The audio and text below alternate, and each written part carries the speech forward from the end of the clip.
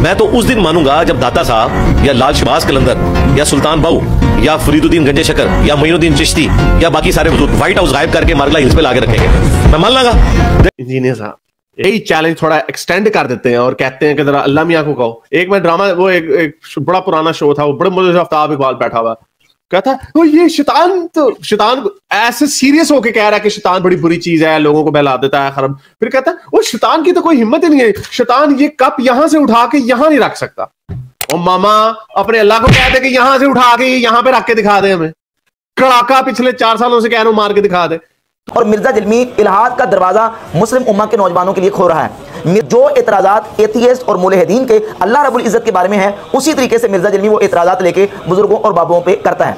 जबकि हकीकत यह है कि हकीकी जवाब इसका यह है कि अल्लाह रब्बुल इज़्ज़त जल्ल व अला मजदुहुल करीम अपनी कुदरत का इजहार करने में वो किसी का पाबंद नहीं है। उसकी मर्जी है, उसकी मंशा है, वो किसी जगह पे अपनी कुदरत का इजहार करे और किसी जगह पे उसका इजहार ना करे। अंबिया अलैहिमुस्सलात तो तस्लीमात के मौजज़ात हों या औलिया अल्लाह की करामात हों, वो ताहते मशीयत बारी ताला है। कोई नबी या कोई वली अल्लाह के मुकाबले में कुछ नहीं कर सकता। हाँ, अल्लाह रब्बुल इज़्ज़त की दी ताकत से अंबिया किराम अलैहिमुस्सलात तो तस्लीमात और औलिया किराम, वो अल्लाह की दी ताकत से मौजज़ात और करामात का उनसे इजहार होता है, तो अल्लाह की कुदरत से हट कर नहीं।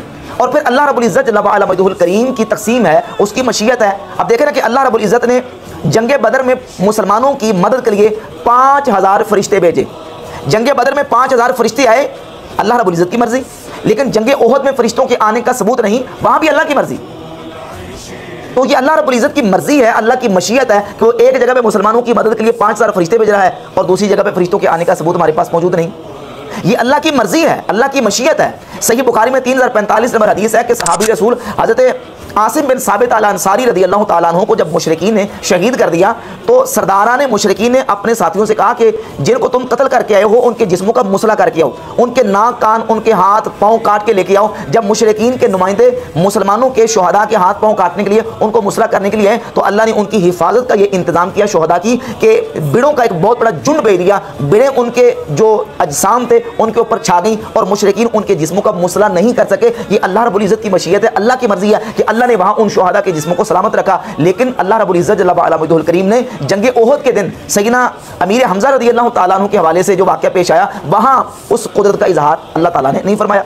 तो एक जगह पे अल्लाह ने अपनी कुदरत को जाहिर किया और दूसरी जगह पे जो है उस कुदरत का इजहार नहीं किया। तो इसमें अल्लाह रब्बुल इज़्ज़त किसी का पाबंद नहीं है, ये अल्लाह की मशीयत है, ये अल्लाह की मर्जी है कि किसी जगह पे मुसलमानों की मदद करते हुए वो कुफार के मुकाबले में अल्लाह तबारक व तआला अपनी गैबी मदद भेज दे, और जहां अल्लाह रब्बुल इज़्ज़त की मशीयत ना हो वहां गैबी मदद को ना भेजे। तो